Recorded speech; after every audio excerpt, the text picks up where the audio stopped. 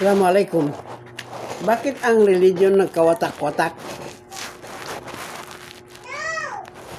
Kaya nga nagkawatak-watak ang religion dahil sa pag-aaral o pagsusuri nila sa mga scriptures na wala naman silang authority. Kung may authority sila, hindi ito magkawatak-watak ang religion. Na dahil wala silang authority at wala silang kaalaman na tungkol sa mga scriptures, sa isip-isipan lang nila at kinukuha nila sa literal meaning ang mga scriptures. Dito nagkawatak-watak ang mga religion. Tingnan mo ang mga pari na nag-aaral sila sa scriptures. So, yung mga religion nga nagiging ibang religion, galing yan sila sa pari. Kaya nga itong mga religion na nag-study. Sa ngayon, dahil nag-study sila sa Biblia, na mayroon na silang kaalaman sa Biblia. So, mayroon namang lalabas na religion na nagkuhan sila sa study sila sa scripture, sa Biblia. Kaya maraming religion. Ngayon, sa Islam naman,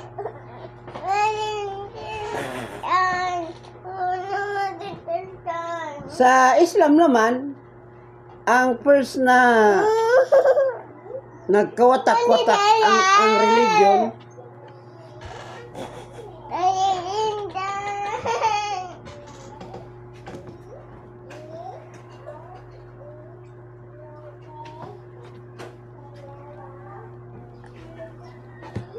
sa Islam naman, ang nagkawatak-watak ang religion galing kan Abu Hanifa. Siya ang nagturo ng pagmadrasa.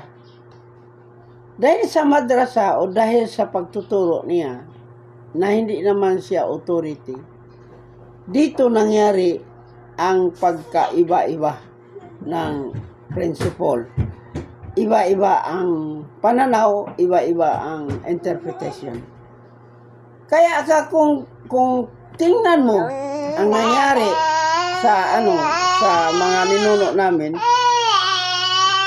ay hindi sila nag-aaral ng Arabic. Pero ang gawa nila ay magbasa lang sa Quran. Dahil ang Quran, pag binabasa mo,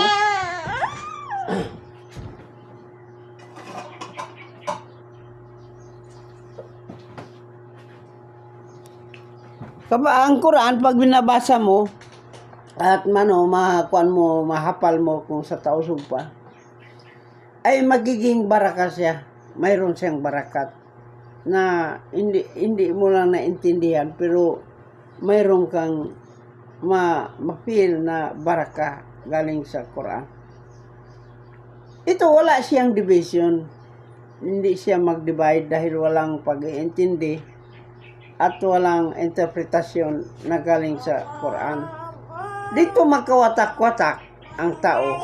Mag-interpret sa Quran, pagkatapos ang tao maniwala dahil may pag-aaral ka sa Quran. Yun ang problema. Ang kailangan sa tao maniwala siya, hindi sa taong may kaalaman sa scriptures o may kaalaman sa Arabic. Maniwala ka kung siya ay sugo ng Diyos. Yun ang katotohanan. Ang sugo ng Diyos, siya ang tunay na ating gabay sa pag-intindi kung ano ang realidad ng religion. Yan mga brother, ang katotohanan.